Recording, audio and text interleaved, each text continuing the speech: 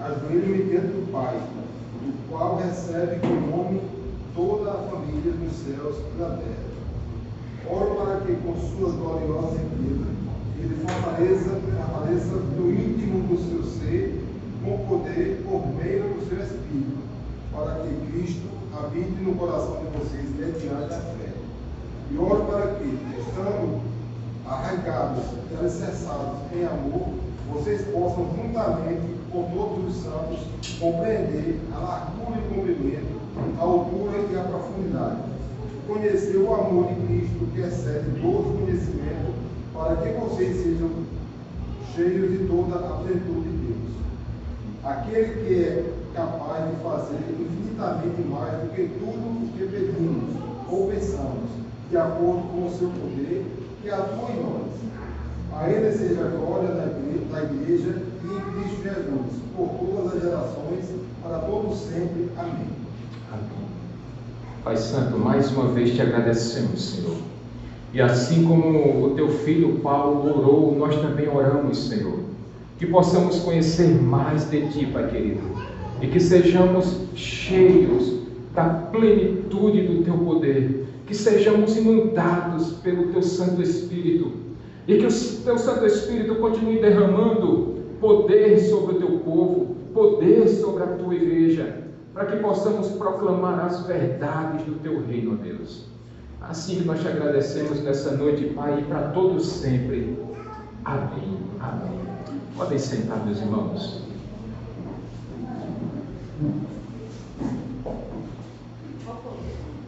Efésios capítulo 3, do verso 14 ao 21. Como nós falamos no começo, terça-feira que vem, daqui a 2 dias, nós estaremos celebrando mais um aniversário da Reforma Protestante. E eu fiz questão de falar isso no começo do culto, porque nós somos oriundos dessa reforma.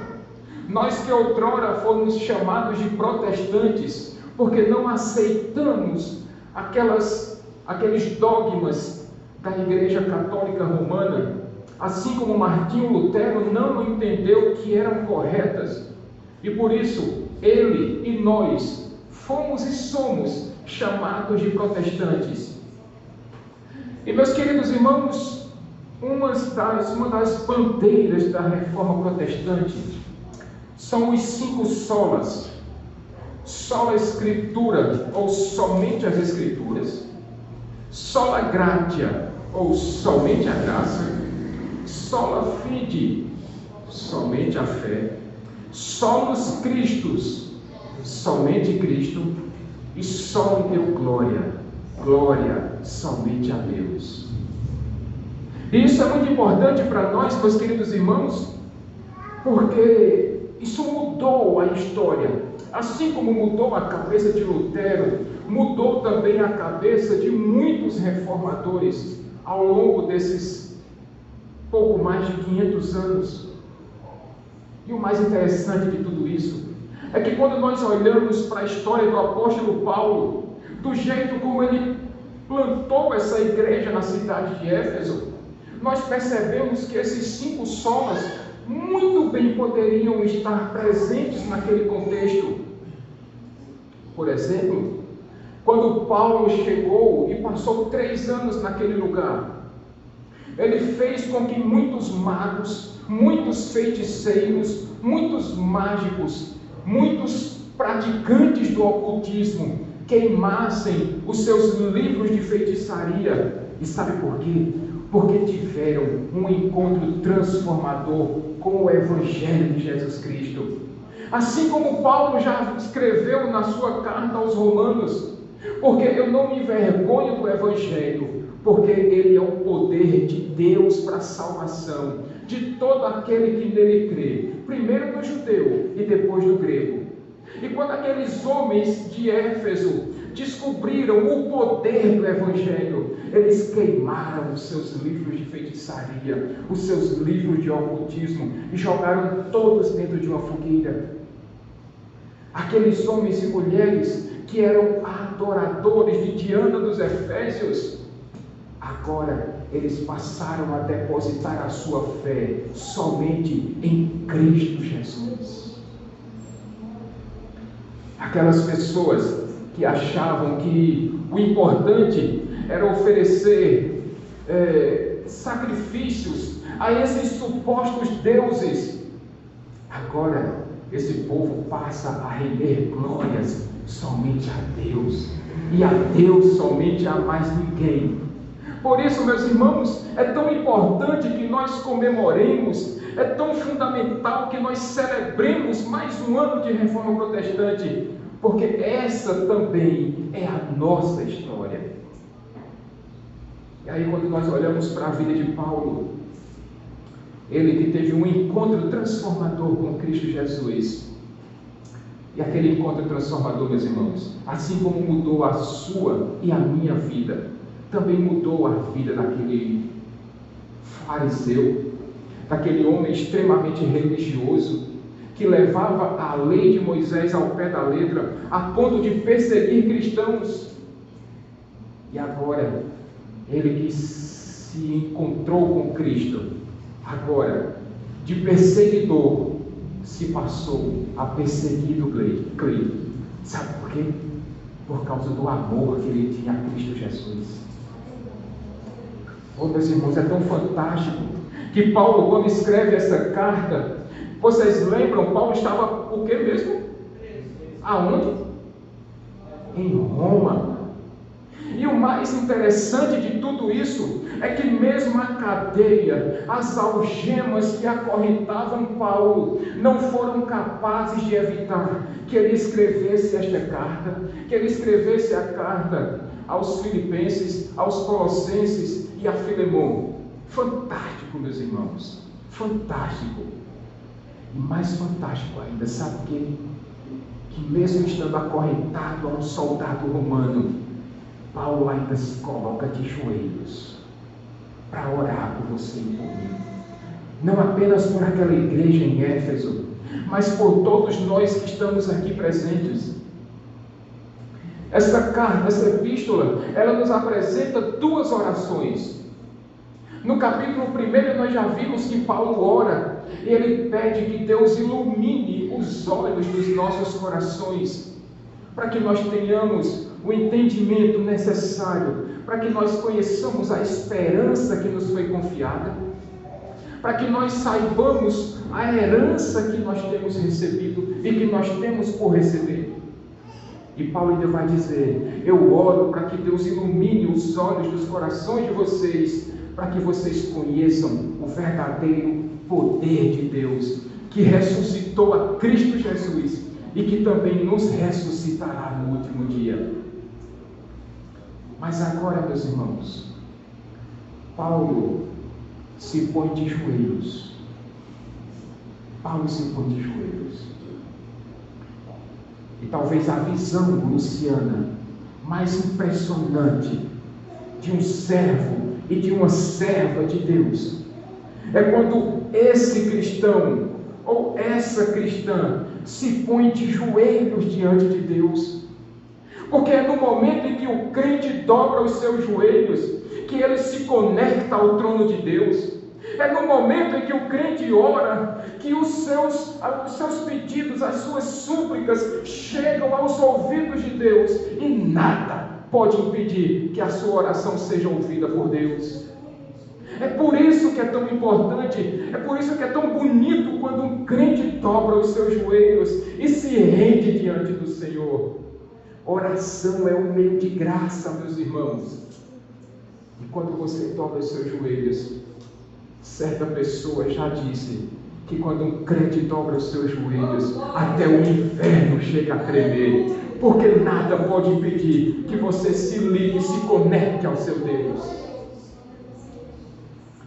E é nesse momento que, mesmo preso em uma cadeia, que Paulo se põe de joelhos.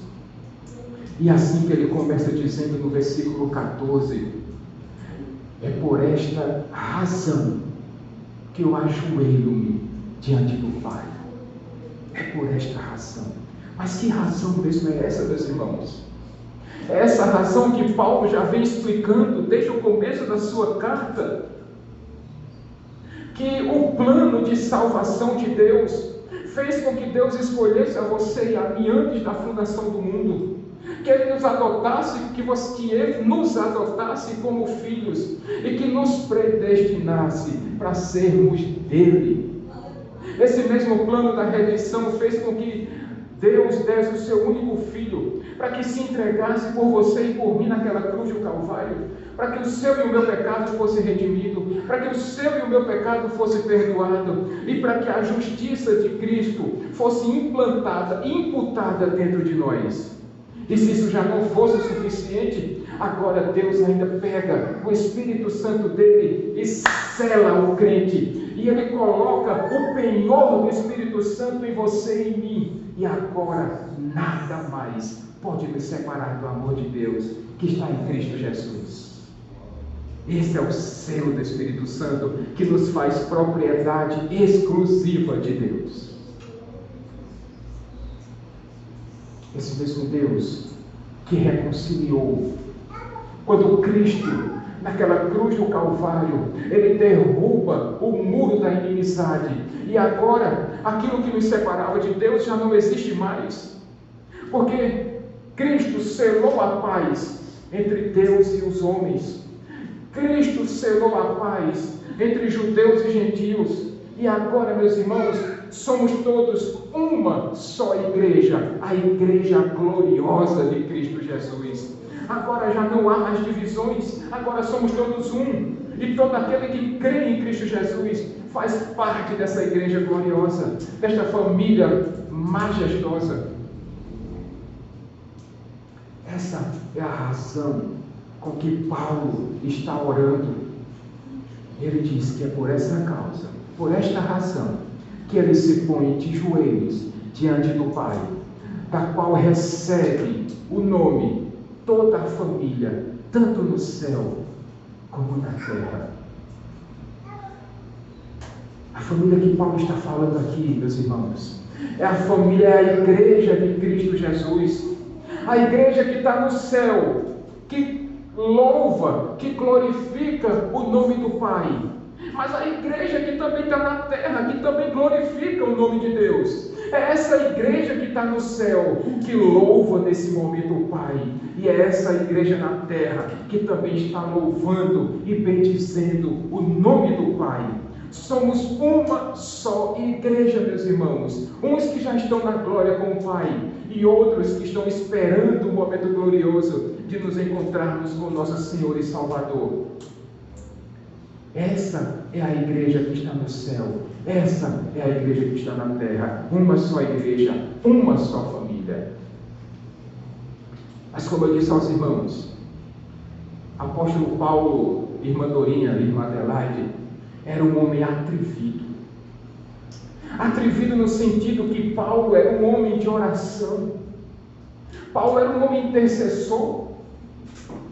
E observe que no versículo 16, esse homem tão ousado em oração, ele vai fazer um pedido ao Pai. E é nesse momento que ele intercede, submetendo tudo isso à glória de Deus, às riquezas da glória de Deus. Mas afinal de contas, meus irmãos, o que é mesmo a glória de Deus? Os alunos de setembro daqui da igreja sabem tranquilamente, Alberto, o que é a glória de Deus. A glória de Deus não é uma luz. A glória de Deus não é uma energia. A glória de Deus é o conjunto de todas as suas qualidades. A glória de Deus é o conjunto de todos os seus atributos. E nós conhecemos os atributos de Deus, aqueles atributos que são exclusivos de Deus: a sua eternidade, a sua imutabilidade, a sua perfeição, a sua onisciência, a sua onipresença, a sua onipotência, a sua transcendência. Tudo isso é exclusivo de Deus. Mas nós sabemos que também tem os atributos que Deus divide conosco: o seu amor, a sua paciência, a sua generosidade, a sua criatividade, a sua paz. Ele divide isso conosco. Mas Paulo, num atrevimento santo, meus irmãos, ele clama a Deus segundo a riqueza da sua glória. Agora vocês imaginem Paulo de joelhos orando, pedindo a Deus, sabendo que esse pedido era grande demais, e por isso Paulo intercede, ele clama por toda essa riqueza da glória de Deus, e Paulo diz: Deus, coloca toda a sua glória, todo o seu poder elevado a uma potência máxima para o que eu vou pedir ao Senhor nesse momento. Mas afinal de contas, Marinho Lusa, o que é que Paulo vai pedir a Deus para que seja necessário que toda a glória de Deus seja elevada à sua potência máxima? E Paulo vai fazer 5 pedidos, meus irmãos, nessa oração dele. Paulo não vai pedir para ser solto. Paulo não vai pedir para que aqueles soldados romanos sejam mortos. Paulo não vai pedir para que Deus se vingue do imperador. Paulo não vai pedir para que Deus se vingue daquelas pessoas que levaram o próprio Paulo para a prisão. Não, de jeito nenhum. Mas o que Paulo vai pedir agora, meus irmãos, em primeiro lugar, é para que a igreja de Cristo Jesus seja revestida de todo o poder. A igreja de Cristo, meus irmãos, precisa ser revestida de todo o poder. A igreja de Cristo, crente, não pode ser uma igreja rasa. A igreja de Cristo não pode ser uma igreja morna. A igreja de Cristo não pode ser uma igreja anêmica. A igreja de Cristo não pode ser uma igreja apática. A igreja de Cristo precisa ter revestimento de todo o poder de Deus. O próprio Cristo Jesus, antes de ser assunto aos céus, ele disse para os seus discípulos: olha, eu quero que vocês fiquem aqui em Jerusalém, porque vocês serão revestidos de poder. Esse mesmo Jesus que disse aos seus discípulos que do céu desceria poder para eles poderem realizar coisas maravilhosas. Quando o Espírito Santo veio ali em Atos, naquele momento em que línguas como de fogo se ficaram sobre as cabeças dos apóstolos, eles foram batizados no Espírito Santo e revestidos de todo o poder. A igreja de Jesus Cristo precisa ser uma igreja gloriosa, cheia do poder do Espírito Santo de Deus, meus irmãos. Não se concebe, Alberto, não se concebe, Daniel, uma igreja fraca. A igreja de Cristo Jesus é uma igreja poderosa. A igreja de Jesus Cristo precisa transparecer para o mundo todo esse poder que nos já foi dado pelo poder do Espírito Santo. Você é cheio do poder do Espírito Santo. Sabe por quê? Porque no momento em que você entregou a sua vida a Jesus Cristo e você foi batizado do Espírito Santo, foi dado a você, da parte de Deus, poder e autoridade. Poder e autoridade para você amar o seu próximo. Poder e autoridade para você viver uma vida gloriosa no Espírito Santo. Poder e autoridade para você pregar a palavra de Deus às pessoas. Poder para você evangelizar, para você pregar as boas novas do reino de Deus. Mas às vezes as pessoas perguntam: pastor, como é que eu sei que eu tenho o Espírito Santo na minha vida? Como é que eu sei, Davidson, Carol, que o Espírito Santo habita em mim? Deixa eu fazer uma pergunta para a igreja. Quem é que crê em Deus aqui nessa igreja? Pois se você crê em Deus, é porque o Espírito Santo já habita em você. É porque o Espírito Santo colocou em você a fé para que você pudesse crer em Deus. Mas uma coisa é ter o Espírito Santo, outra coisa é você ser revestido, revestida do poder do Espírito Santo. Uma coisa é você ter o Espírito Santo habitando em você. Outra coisa é você ser cheio do Espírito Santo. Outra coisa é você viver a plenitude do Espírito Santo.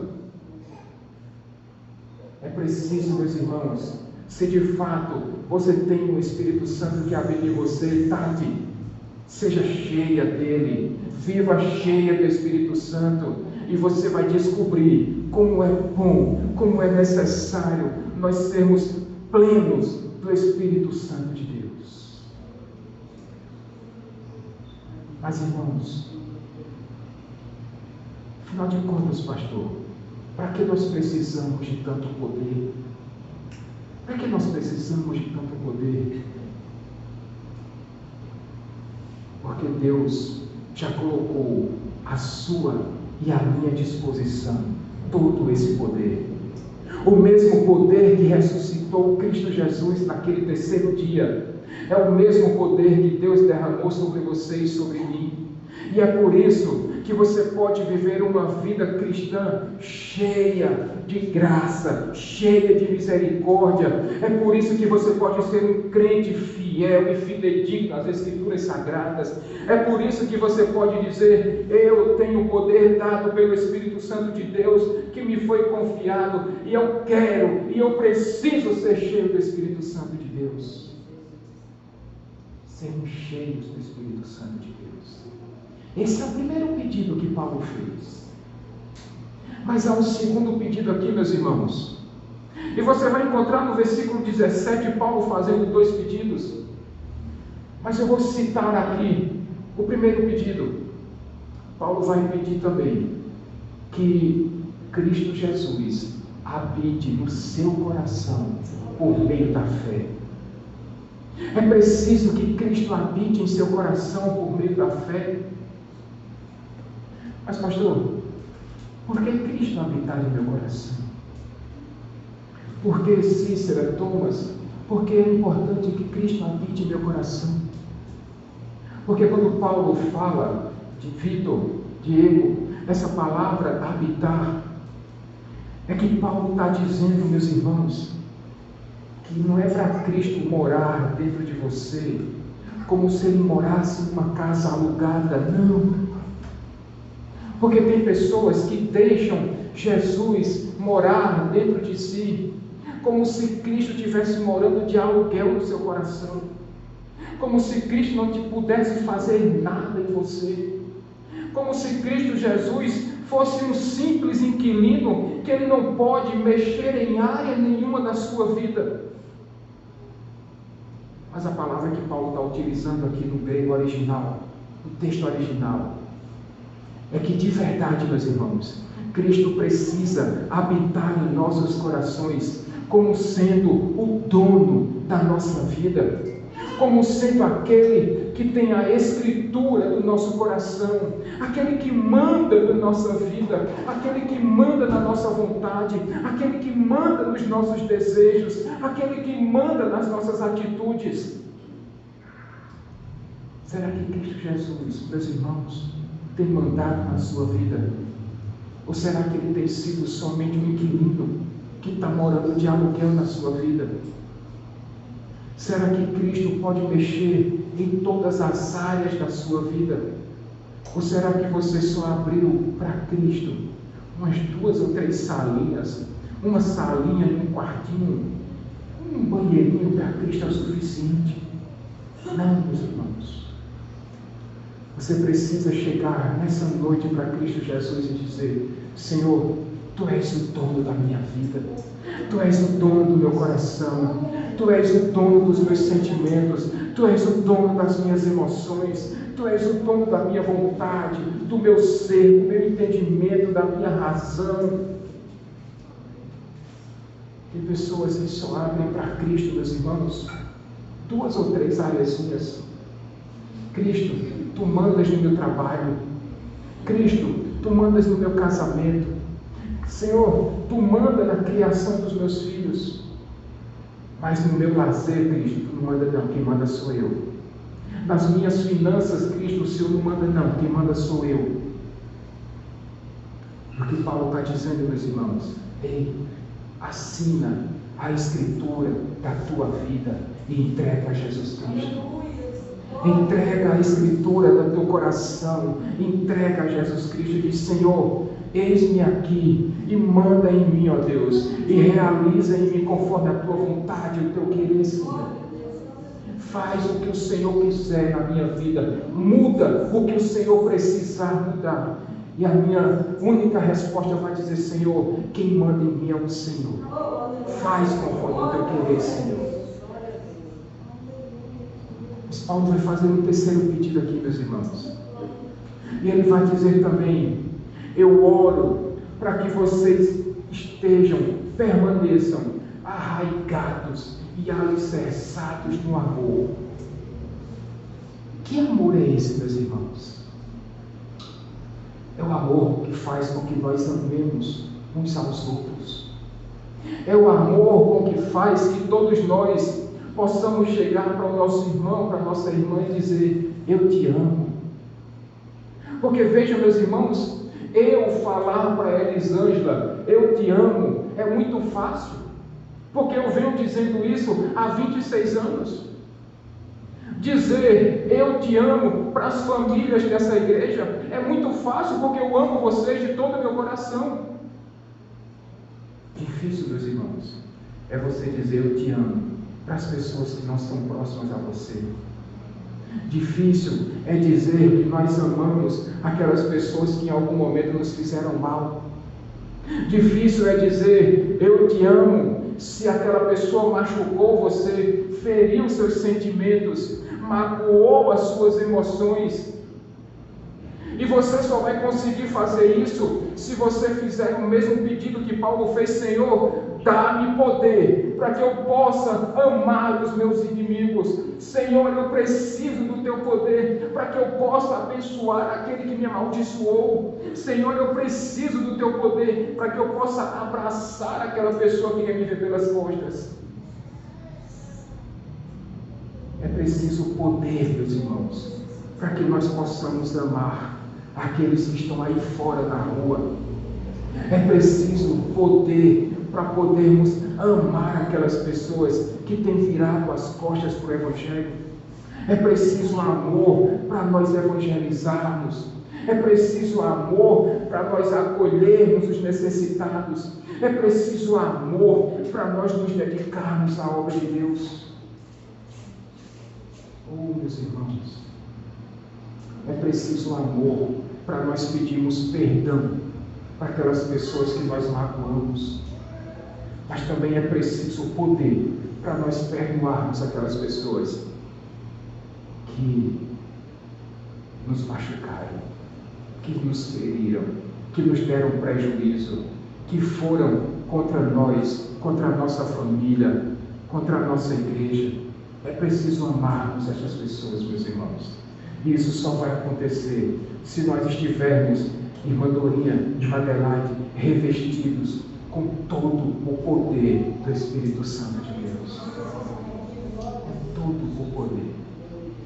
Por isso, ame o seu irmão, ame a sua irmã, abrace mais, perdoe mais, ajude mais, se preocupe mais com o seu próximo, se preocupe mais com a sua próxima, interceda mais. Se a pessoa não for até você, vá você até ela, mas seja cheio do poder do Espírito Santo e ame, e cuide, e proteja, e sustente, e auxilie. Mas Paulo vai fazer aqui, meus irmãos, um quarto pedido. Veja aí, Alberto, por favor, versículos 18 e 19. Vocês passam juntamente com todos os santos, que vocês possam compreender juntamente com todos os santos a largura, o comprimento, a altura e a profundidade. Conhecer o amor de Cristo, que excede todo conhecimento, para que vocês sejam cheios de toda a plenitude de Deus. O pedido que Paulo está fazendo aqui, meus irmãos, é que nós possamos compreender, que nós possamos conhecer o amor de Cristo Jesus, que excede a todo entendimento. E Paulo vai usar aqui dois verbos, meus irmãos. Veja que Paulo vai usar a palavra compreender. E essa palavra compreender tem muito a ver com aquele conhecimento teórico. Nós precisamos conhecer de Deus. Você pode e deve conhecer de Deus através das Sagradas Escrituras. Você pode e deve conhecer a Deus através dos ensinamentos da sua palavra. Você precisa ser um crente que ama as Escrituras, que ama saber qual é a boa, perfeita e agradável vontade de Deus através das Sagradas Escrituras. Mas é tão importante, Alberto, nós conhecermos, termos intimidade com Deus. É tão importante quando nós temos um encontro transformador com Cristo Jesus e nós conhecemos de fato, nós começamos a ter experiências com Cristo Jesus e isso muda a nossa história, meus irmãos. É como Paulo quando teve aquele encontro com Cristo no caminho para Damasco. E certamente todos nós aqui temos um testemunho para dar de quando nós tivemos esse encontro com Cristo. E nós podemos dizer, como Jó disse: Senhor, antes eu te conhecia só de ouvir falar, mas agora os meus olhos te veem e eu me abomino na cinza e no pó. Meus irmãos, quando você conhecer a Cristo Jesus profundamente, quando você conhecer a Cristo na sua intimidade, quando você tiver uma consciência de que de fato você tem Cristo dentro de si, que você teve encontros transformadores, que você teve uma experiência inesquecível com Cristo Jesus, nunca mais você vai ser o mesmo. E aí você vai poder compreender qual é o comprimento, a largura, a altura e a profundidade do amor de Cristo Jesus por você. Aliás, você já se perguntou qual é o tamanho do amor de Cristo por você? Thomas, você sabe qual é o tamanho do amor de Cristo por você? Quando Cristo, sendo Deus, se humilhou, se esvaziou da sua glória e se fez semelhante a você e a mim.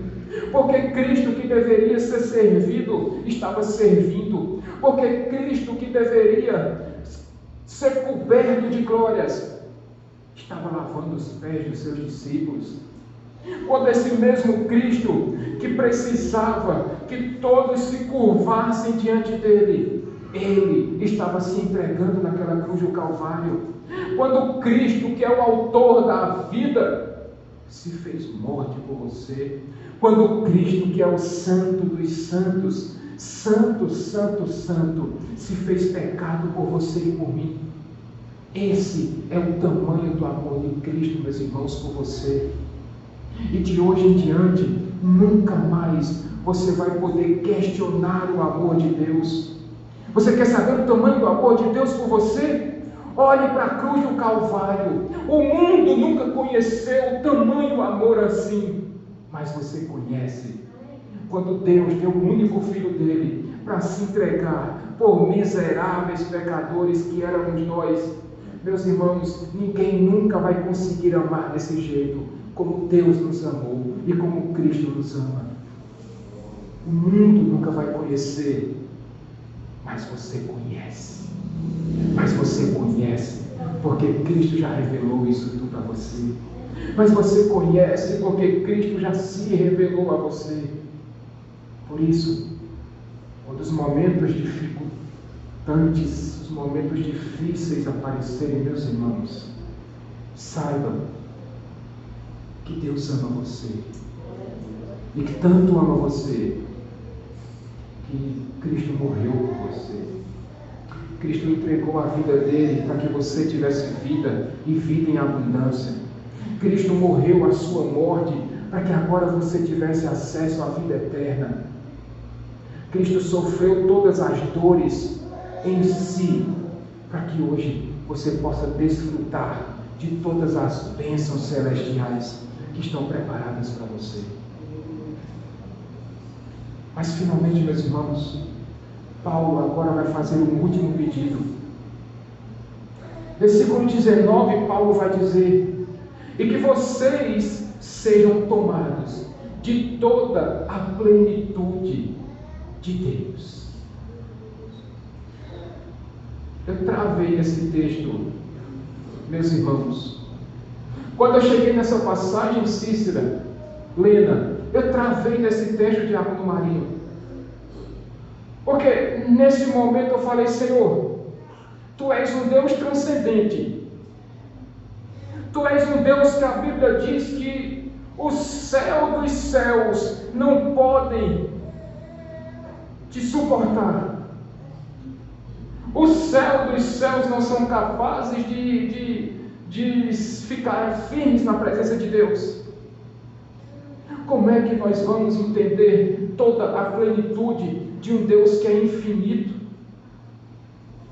Há quem diga, Thomas, que o universo é infinito, mas não é. Infinitude é o atributo exclusivo de Deus.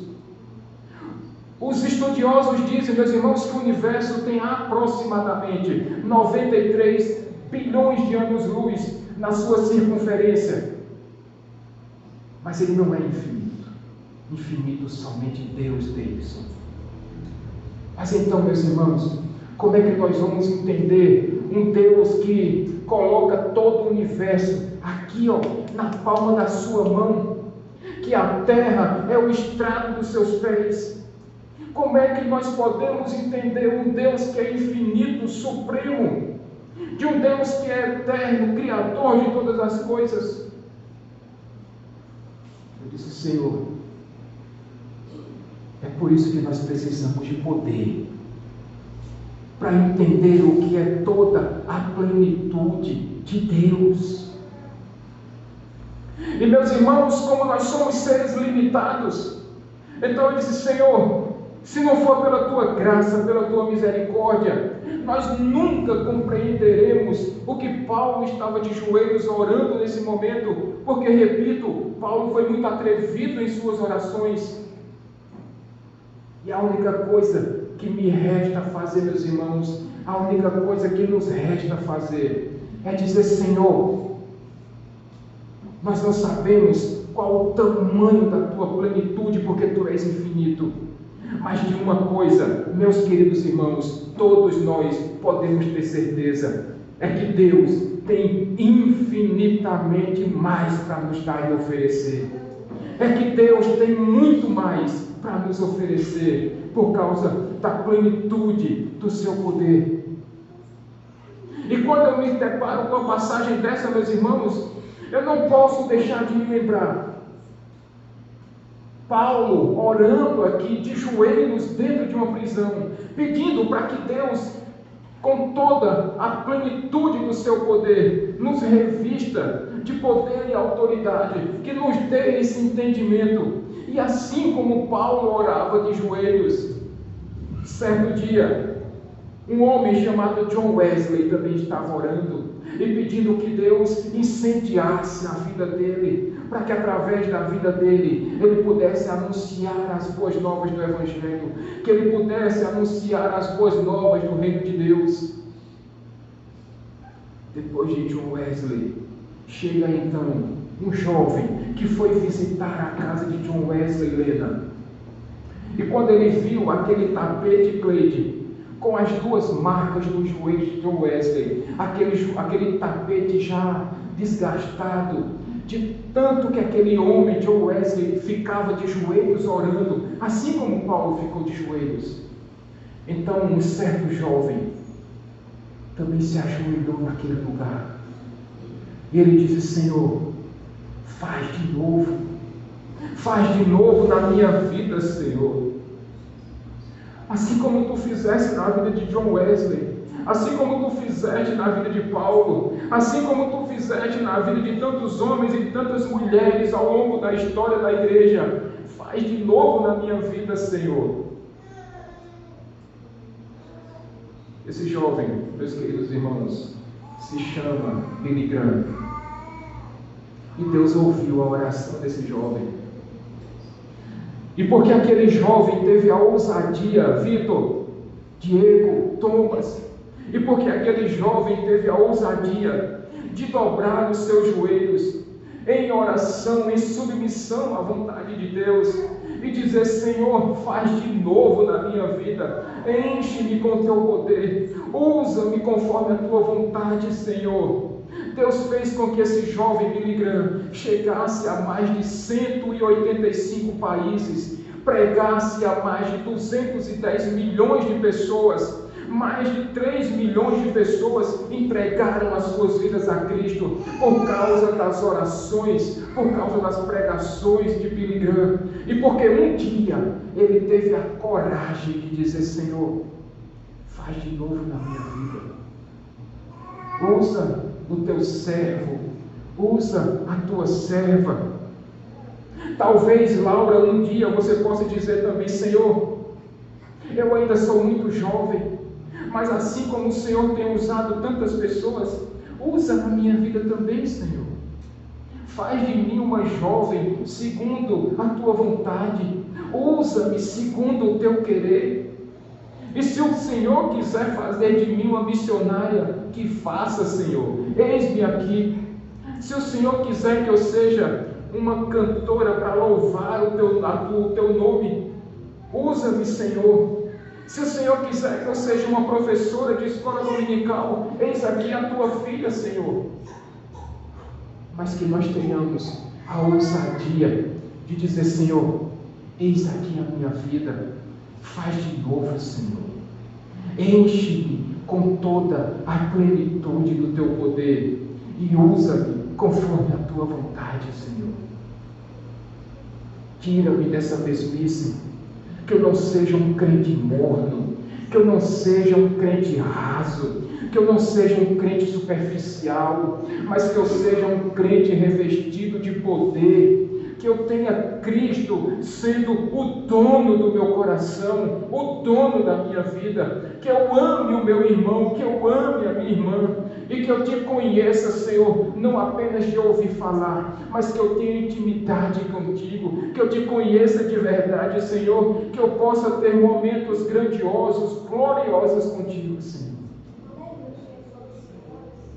Esse precisa ser o pedido da Igreja gloriosa de Cristo Jesus. Talvez, meus irmãos, você possa dizer: pastor, esse pedido é alto demais, é difícil demais. Paulo estava de joelhos, é verdade, mas Paulo era o apóstolo. Billy Graham teve a coragem, mas faz muito tempo. Oh, meus irmãos, se você tiver a ousadia que Paulo teve, se você tiver a coragem que John Wesley teve, se você tiver o atrevimento santo que Billy Graham teve, sabe o que é que pode acontecer na sua vida? Versículo 20, Alberto, por favor. Aquele que é capaz de fazer infinitamente mais do que tudo o que pedimos ou pensamos, de acordo com o seu poder, que atua em nós, a Ele seja a glória da Igreja em Cristo Jesus, por todas as gerações, para todo sempre. Se você tiver a ousadia de dobrar os seus joelhos e dizer: Senhor, usa-me conforme a tua vontade. Deus é poderoso, pois Ele pode fazer infinitamente mais daquilo que pedimos ou pensamos. Portanto, meus irmãos, não é impossível. Basta que você se curve, que você se submeta à vontade do Senhor, que você diga para Ele: Senhor, usa-me do jeito que o Senhor quiser. Eis aqui o teu filho, eis aqui a tua filha. Usa-me com toda a plenitude do teu poder e usa-me, Senhor, para a honra e glória do teu nome. Usa-me, Senhor, para a honra e glória do teu nome. E Paulo termina, meus irmãos,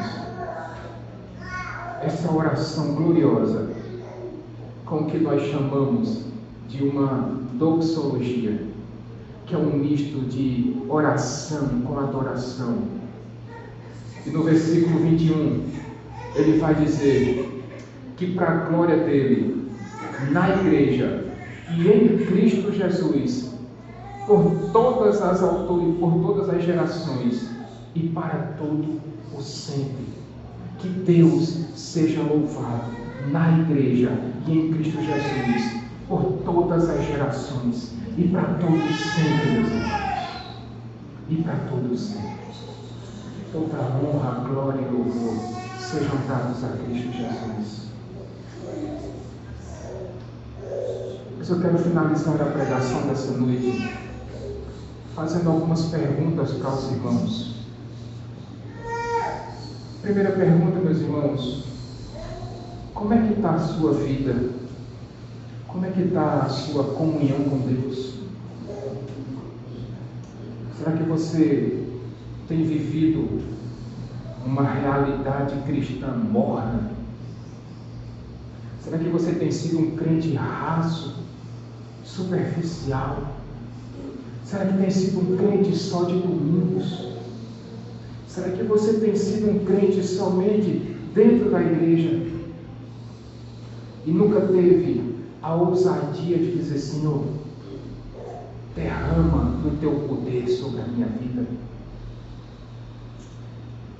Será que você já assinou a escritura da sua vida e já entregou a Cristo Jesus? E disse: Cristo, Tu és o dono de todas as áreas da minha vida, todas elas. E eu não vou deixar, Senhor, nenhuma parte da minha vida, nem sequer uma gavetinha escondida, Senhor. Tu és o dono de tudo na minha vida. Será que você tem amado o seu irmão, a sua irmã, dentro da igreja, no seu trabalho, na sua família, no seu círculo de amizades? Será que você tem se esforçado para amar o seu próximo, para ajudar o seu próximo? Será que você tem conhecido? Será que você conhece verdadeiramente o tamanho do amor de Deus por você, a ponto de entregar o único filho dele, para que você conheça o amor que excede todo o entendimento? Meus irmãos, será que você tem a ousadia nessa noite de dizer: Senhor, toma-me com toda a plenitude do teu poder e usa o teu servo e usa a tua serva para louvor da tua glória? Talvez você queira fazer isso essa noite. E eu vou terminar essa mensagem, meus irmãos, do mesmo jeito que Paulo começou essa oração. Se você quiser e puder, ficar de joelhos aí no seu lugar e dizer: Senhor, por esta razão eu me ponho de joelhos diante de Ti, para que nós possamos orar assim como Paulo orou, assim como Billy Graham, assim como outros tantos homens de Deus também oraram. Se você puder se ajoelhar no seu lugar, que você possa fazer isso para a glória de Deus.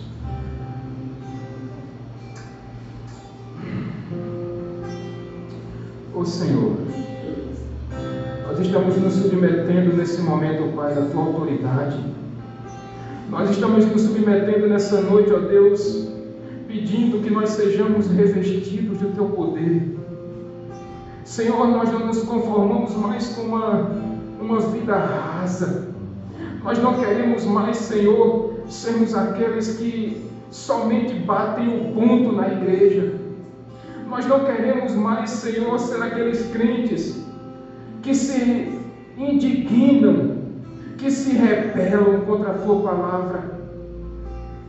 Mas nós queremos, Senhor, ser filhos e filhas fiéis a Ti, Senhor, pedindo que o Senhor nos revista com todo o poder, para que nós possamos, ó Deus, ter a coragem de dizer: Senhor, Tu és o dono da minha vida. Senhor, é Tu que manda nas minhas emoções, és Tu que manda nas minhas finanças, és Tu que manda, ó Deus, nos meus sentimentos, é Tu que manda na minha razão, Senhor, és Tu que manda na minha casa, és Tu, Senhor, que tem todo o poder sobre as palavras que eu tenho dito, ó Pai. Ó Deus, nós não queremos mais ser aqueles crentes briguentos. Nós não queremos mais, Senhor, ser aqueles crentes confuseiros. Nós queremos viver para a Tua glória, Senhor. Nós queremos amar mais o nosso próximo. Nós queremos ajudar mais, Senhor. Nós queremos nos submeter mais a Ti, Senhor. Nós queremos ter uma profundidade, assim como a Tua palavra disse. Nós queremos ter uma fé arraigada, alicerçada em Ti, Senhor. Nós não queremos nos conformar mais, meu Deus, com uma vida tão simples. Nós não queremos mais, Senhor, ser aqueles que entram pelas portas da Tua casa e saem como se esse fosse um lugar simples, comum como os outros. Eu não me conformo mais, ó Deus, em ver um mundo que vive tão distante de Ti. Nós não podemos nos conformar, Senhor, com um mundo que está perdido e nós ficamos calados, Senhor. E nós não abrimos a nossa boca, e nós não pregamos mais, e nós não evangelizamos mais, e nós não anunciamos mais que existe salvação para aqueles que estão perdidos. Ó Deus, nós não queremos mais ser aqueles homens e mulheres que vivem dependendo de migalhas. Nós queremos toda a Tua plenitude, Senhor. Tudo aquilo que o Senhor nos prometeu por promessas. Nós queremos nos apossar dessas promessas, ó Deus, porque foi o Senhor quem fez. Nós queremos ser cheios do Espírito Santo, ó Deus. Nós queremos ter esse poder que o Espírito Santo nos concede, esse poder que pode fazer com que nós amemos mais, que nós nos entreguemos mais, que nós busquemos mais a Ti, que nós oremos mais, Senhor. Esse é o nosso pedido, Pai.